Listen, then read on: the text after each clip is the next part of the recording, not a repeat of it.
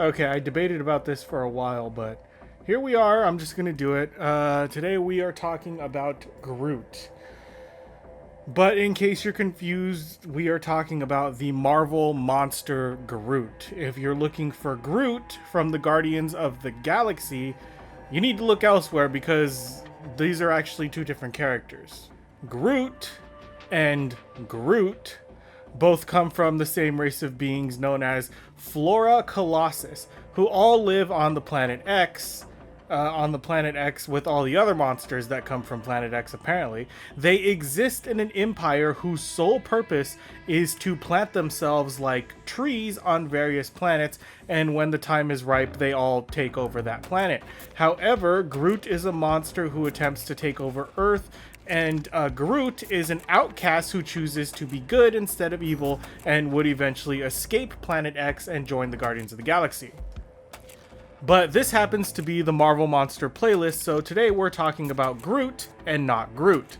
So get a load of this monster. From the outside, he looks like a massive walking tree, which is more or less exactly what he is. Basically, the idea is that he is made of wood, but he is sentient, so he has several abilities, including the power to communicate with and control other plants. He also has incredible strength and near invulnerability. Also, he is widely considered to be indestructible because regardless of what method you use to destroy him, he can regenerate himself on a cellular level, making him a very tricky monster to deal with. So how did this come to be? Well, it all started on a dark night. A scientist named Leslie Evans is driving home from a party with his wife when they notice something very strange, a bright light coming from the sky.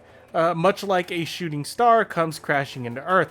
However, they don't immediately decide to investigate, feeling that it wouldn't be safe, that they should just go home instead. The next day, however, things begin to get strange when wooden objects begin to go missing. First, a few trees disappear from their yard, then their wooden fence goes missing.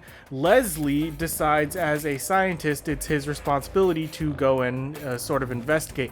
But what he finds out in the woods is none other than the massive Groot has been consuming all of these wooden objects so that he can grow larger and more powerful.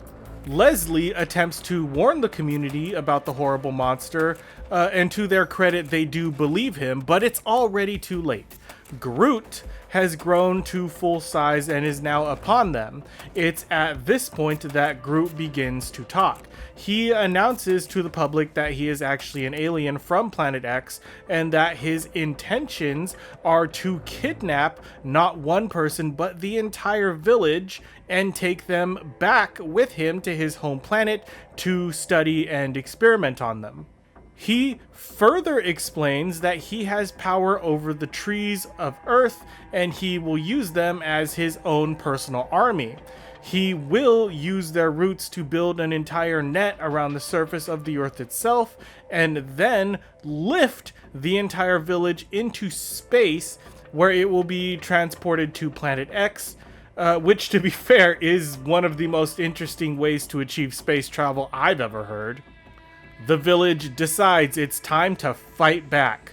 They lash out at Groot using weapons, but they don't work because his wooden skin is too thick to penetrate. Next, they try fire, but that also doesn't work because Groot has the powers to regenerate just as quickly as he is burned. However, Leslie has an idea how they can defeat Groot once and for all. Leslie goes back to his lab and works feverishly on a solution. Then he returns to Groot carrying a mysterious box. He opens the box and Groot is almost immediately weakened. By the time the sun rises, Groot is dead. It's at this point that Leslie reveals his master stroke. He used termites to eliminate Groot. The termites consumed him until he was no more. And the village rejoices Leslie Evans as the hero who saved them. However, even though Groot is technically dead at the end of the story, he definitely made an impact. He would return in many different stories because, for one reason or another, people seem to really love him. Of course, I don't feel like I should even mention it, but I'm going to anyway. We all know about Groot, who joined the Guardians of the Galaxy, and in many ways, it's hard to set them apart.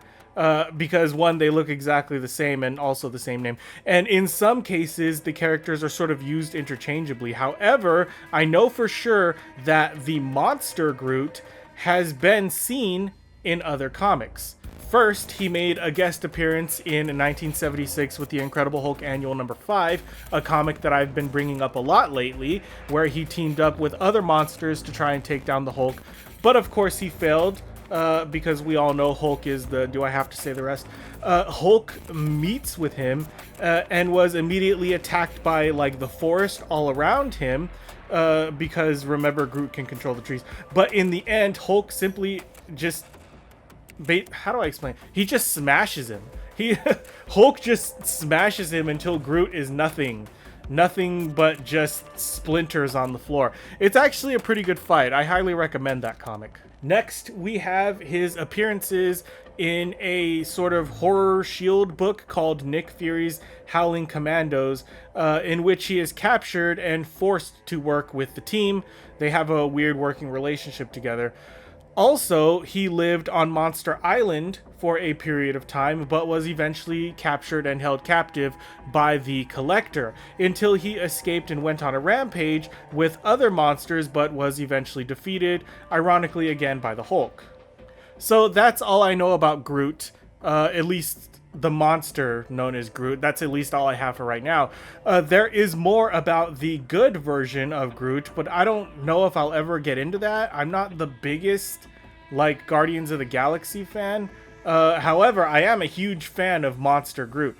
There is something uniquely terrifying and interesting about this character. Even among Marvel's monsters, he obviously stands out. It's a creative idea to make a living tree that invades planets. There's also something distinctly creepy about him stalking the forest at night, bringing vegetation to life in order to attack people. It has a very horror taste to it, and I really love that. Imagine being in the forest at night and everything just comes to life. What's more monstrous and horrifying than that? But that's all for this comic. If you liked reading this comic with me and you want to read more comics with me, like this video and subscribe to this channel. But until next time, nerds, stay heroic.